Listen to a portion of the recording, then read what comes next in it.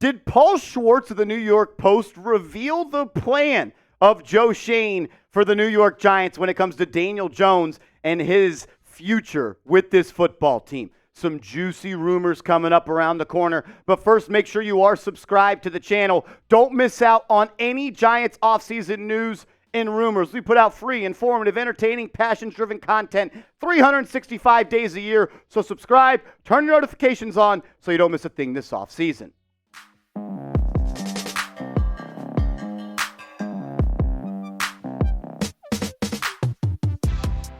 You're watching Giants Now by Chat Sports. I'm your host, Marshall Green. Let's get into it. Paul Schwartz of the New York Post, longtime New York Giants insider. I think he revealed what Joe Schoen's plan is for the next year's QB spot on this football team. Let's go directly into the quote, "No need to waste time." He said this: "There is plenty of doubt about the Giants' plan to start Daniel Jones at quarterback to open the 2024 season, as long as his surgically repaired right knee is healed.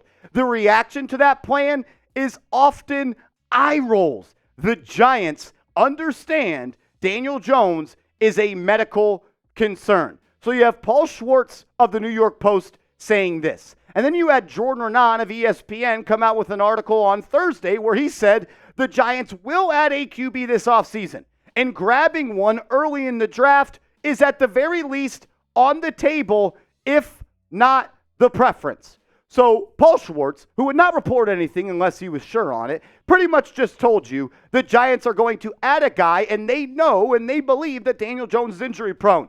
And then Jordan Renan, one of the most credible Giants beat reporters, is saying they are going to add a franchise quarterback. But that's not it. We got more quotes. This is my take on it, though. It would be irresponsible for Joe Schoen to just blindly roll with Daniel Jones as the starting quarterback for next year. He has 9 missed games in his career with a neck injury, and he's also coming off a torn ACL. One, there is no certainty that he's going to be ready to go, but also, I think it's fair to say, the guy is brittle. He's broken down. Can he stay healthy? Yes. But he's proven that he's also going to miss games every single year, has never played a full season as a starting quarterback in the National Football League. Would have done that in the year they made the playoffs, but he did not start in Week 18 against the Philadelphia Eagles. Will Jones be ready to go Week 1? That's a whole different conversation.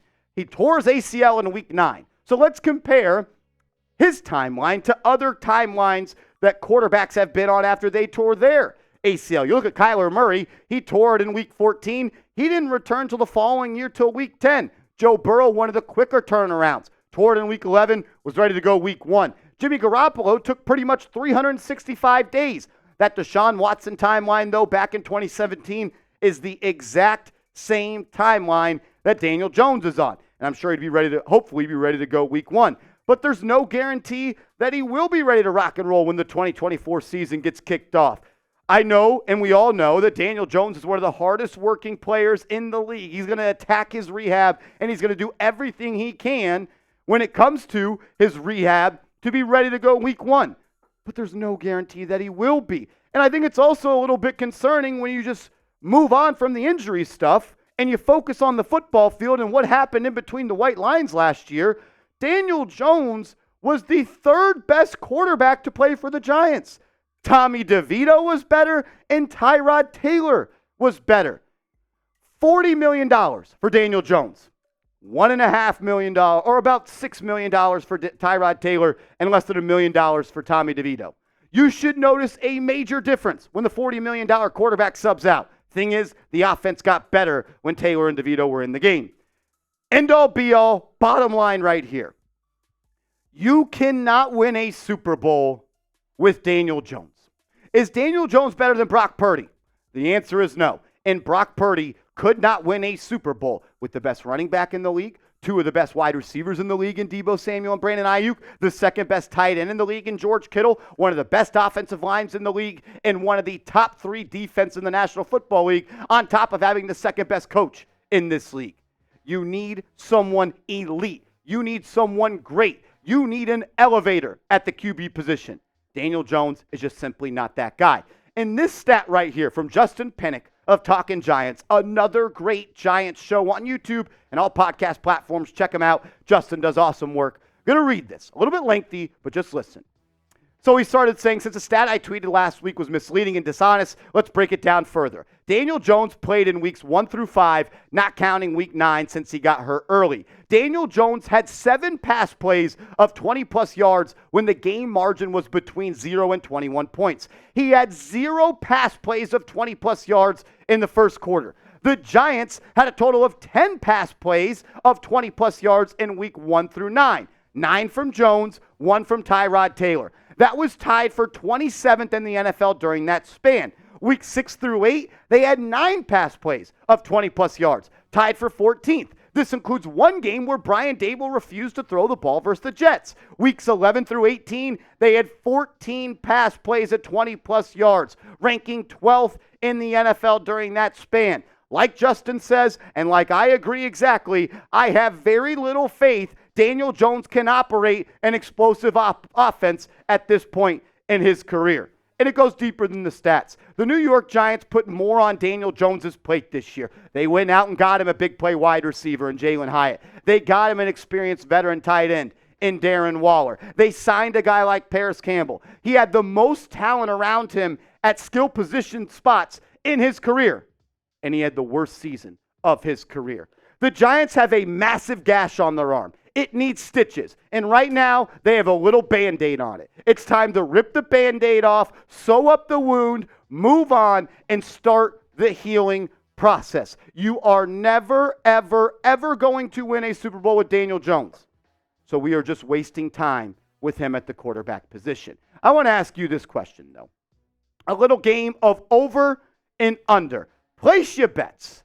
8.5 games started for Daniel Jones this season. Over or under? Will he start more than 8.5 games or less than 8.5 games? Oh for over, you for under. Let me know what you think down below. Coming up next, we have a report from Paul Schwartz that the New York Giants are going to be bringing in real competition in the offseason for Daniel Jones. Not just sign a backup quarterback. The exact quote was that they are going to bring in someone that is more than a longtime starter. This was the quote. The Giants will add a quarterback in free agency who is seen as more than a career backup, and they are considering all sorts of scenarios to add a QB in the draft.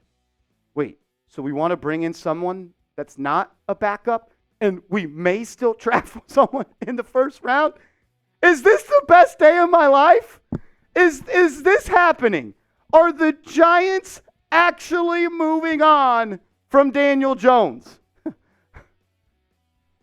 Thank you. Someone listen. Someone out there listen to me. Thing is, not a lot of free agent QBs are at the starting level in the free agent target department. We'll show you the top 5 guys I believe the Giants will be targeting in free agency as potential QB options. But first, I got to tell you guys about our proud sponsor, Game Time. Download the Game Time app. Go to the App Store, type in Game Time, and get the best ticketing app in the game. Best seats for the lowest prices guaranteed. Prices drop as the events get closer. And like I said, it's lowest prices guaranteed. And if you use promo code GiantsChat, you're going to get $20 off. You might be saying, well, Marshall, the Giants season is over. It's been over for quite some time, and it has. It ended a lot earlier than we all anticipated. But you could still buy tickets to Giants games, Rangers games. The Mets and Yankees are coming back. You can go to concerts. You can go to plays. You can go to theater events, and so much more. Check them out. The Game Time app.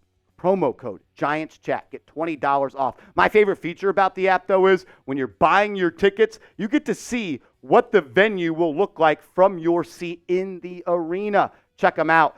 Game Time, promo code GiantsChat. All that information will be clickable down in the comments and description of today's video. Shout out to Game Time, for sponsoring Giants Now. Alrighty, so the top 2 quarterbacks entering NFL free agency, in my opinion, are Kirk Cousins, formerly of the Minnesota Vikings, and Baker Mayfield of the Tampa Bay Buccaneers.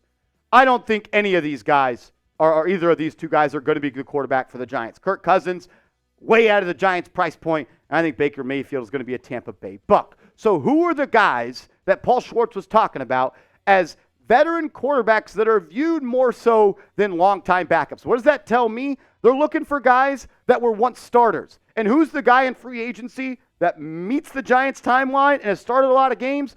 The number one option, in my opinion, according to this information, is Ryan Tannehill.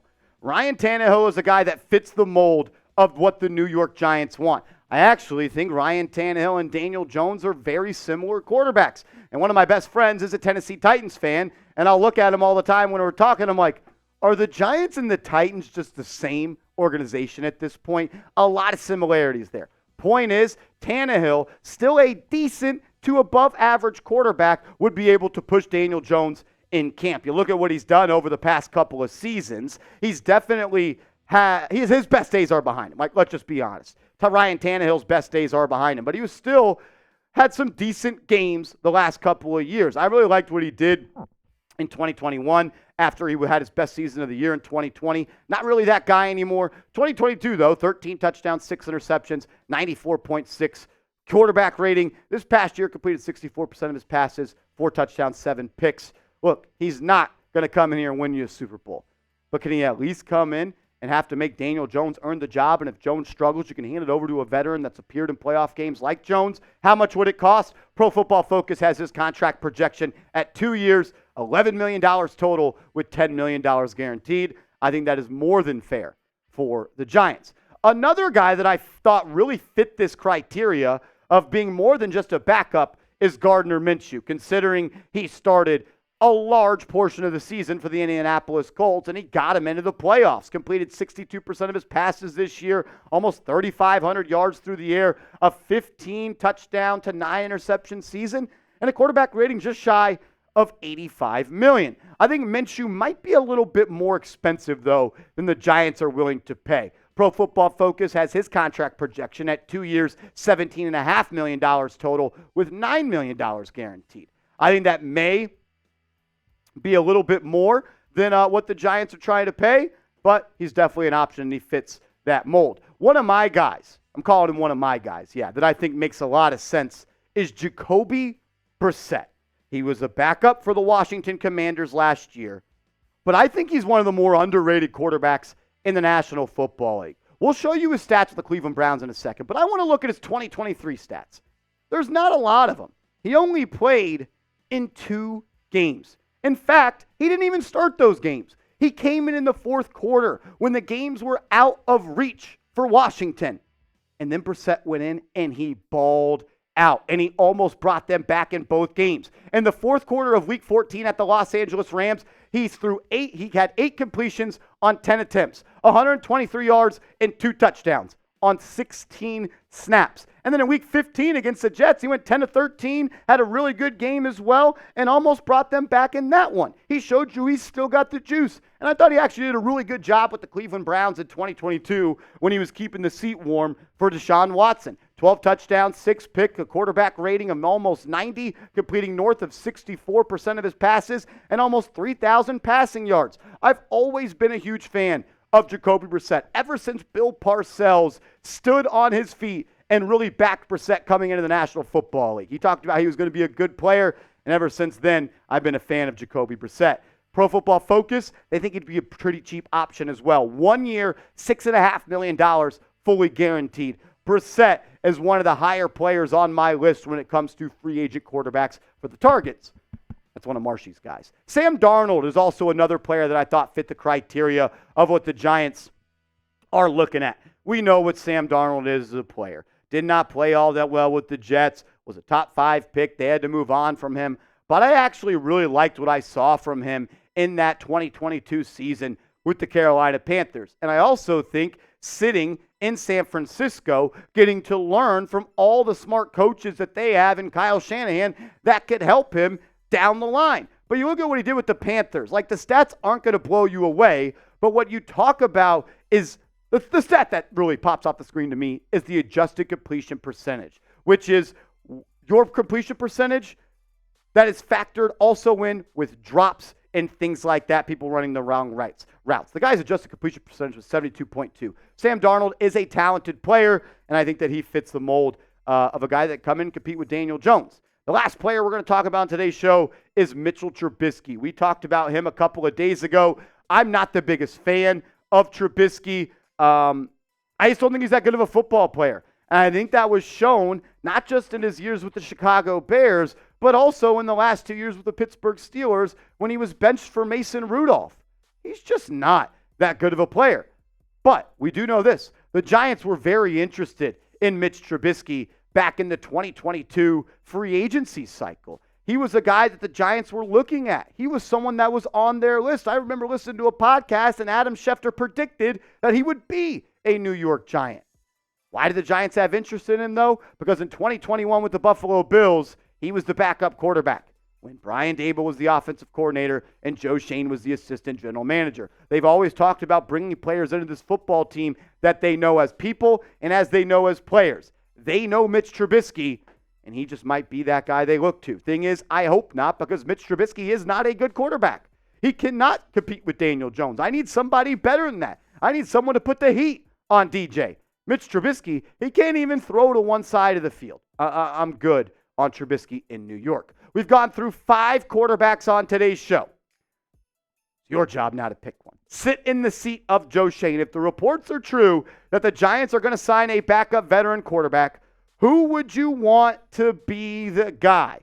Type the initials of the player you want to see on the New York Giants. Is it RT, Ryan Tannehill, GM, Gardner Minshew, JB, Jacoby Brissett, ST for Sam Darnold, or MT for Mitch Trubisky?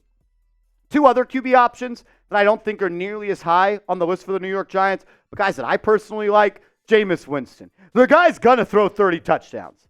He may just also throw 35 interceptions. It'll at least be fun to watch on Sundays. And Carson Wentz, I'll keep my eye on him. 2 other guys that are sneaky options for the New York Giants. Make sure you guys are following me over on social media. The handle is at @MarshallGreen_. It's on Twitter. It's on Instagram. My boss has told me I got to get a better social media presence. So help me out so don't get fired. Give me a follow. Let's go Big Blue.